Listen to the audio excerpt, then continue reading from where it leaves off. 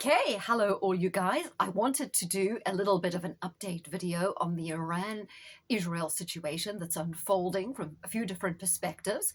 Now, tomorrow could be quite significant. I'm going to explain why. If you haven't seen me before, I'm an astrologer, Lisa Lazuli, but I'm also very interested in geopolitics, politics in general, and world affairs. And so often we use astrology and we look into some prophecies to try and see how everything is working together. And today's broadcast does have that. But if you want to look at some recent vlogs I've done where I include the astrology, they'll be in one of my folders that say astrology and politics. Right, okay, let's get to it. So tomorrow is June the 19th, but it's also the 23rd day of Sivan, the third month of the Hebrew calendar, which is very significant in history. Now, those of you who know the Bible will know the book of Esther from the Old Testament, which includes a time when the Jewish people defeated the Persian Empire through a rather, what would we say, sly, secretive way in which a beautiful woman called Esther was implanted into the court of the king. She was some sort of beauty queen. She wooed the king, got his ear, managed to convince him to do some sort of purge on the anti-Israel elements within the Persian Empire. And as a result, it's regarded as a great victory for the Jewish people. Now, let's see what it actually says. Okay, so the 23rd day of Sivan, which is basically tomorrow, June the 19th in the Western calendar, has significance in the Purim story of Esther, when the Jews were granted permission to destroy Persia or Iran. Isn't that strange? That ties into what's kind of going on now. And Israel has revealed that they have plans bigger than the pager attack. Now, remember I said the Esther plan was rather cunning, devious, secretive, and subversive. Well, so was the pager plan, where you remember that the Israelis were able to anticipate via AI and information gathering that Hamas was going to buy pagers. They anticipated where they'd buy the pagers, and they preloaded these pagers with technology that would cause them to explode and kill the carrier.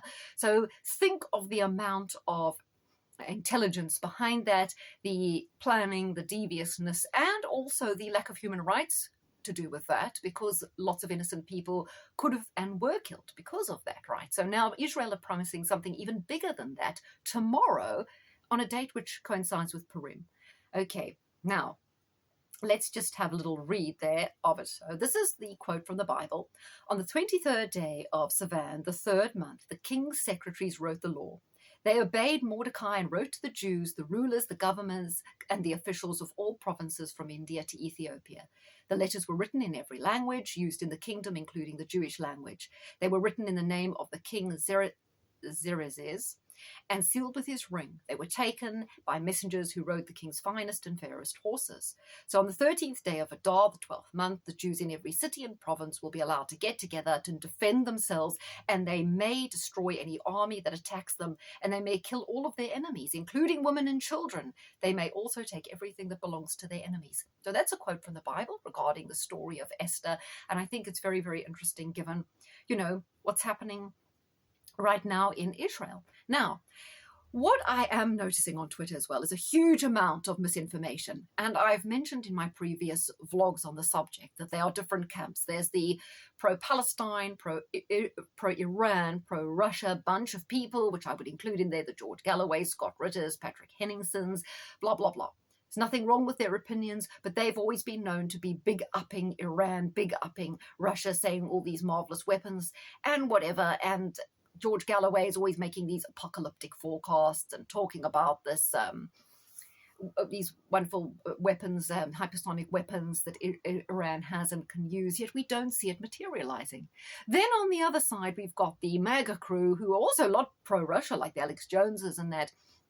And they are usually behind Israel, right? And they may be bigging up the threat of Iran in terms of developing a nuclear weapon. But we've heard this all before. Netanyahu was saying exactly the same thing going back 25 years about Saddam developing a nuclear weapon. And as you know, I've mentioned before, chart synchronicities between now and the time when Israel bombed a nuclear facility that Saddam was developing. So we've kind of heard these stories before. before.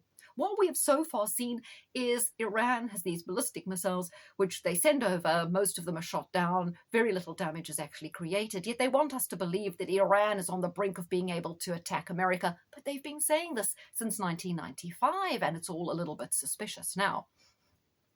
What I was saying to you guys was I thought this was a lot of theatre, majority theatre, and it would fizzle out, right?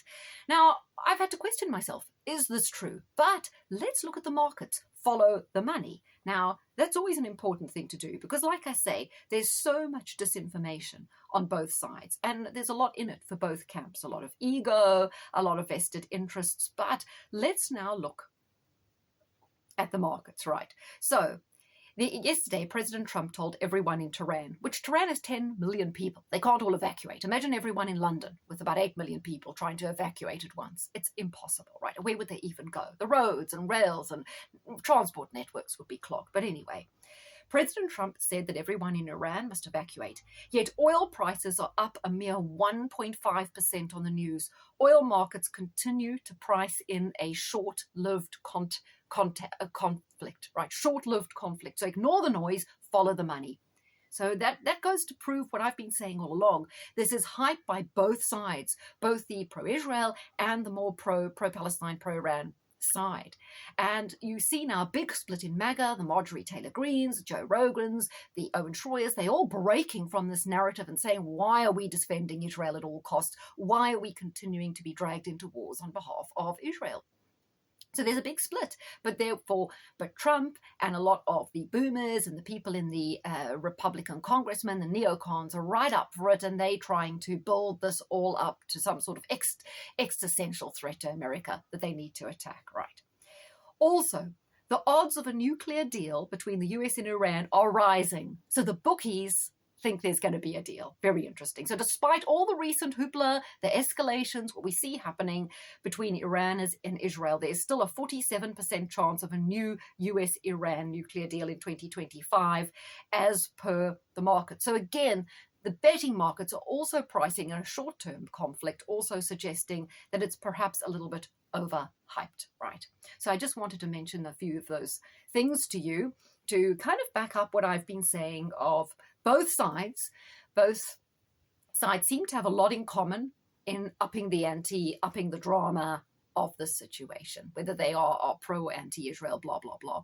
Just was seeing a meme the other day when people had a little picture on the map of how small Israel is and how big Iran is, and saying, oh, this is David and Goliath, and history will look back and say, how did a country so small defeat Iran? Well, that is a geographical misnomer, because despite the size of Israel, they are supported by the world's most notorious superpower, America.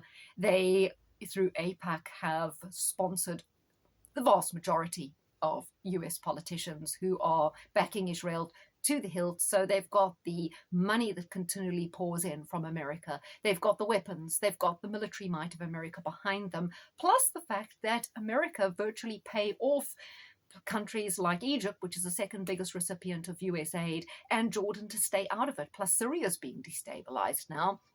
You know, Lebanon's economy is incredibly weak. It's a very weak country.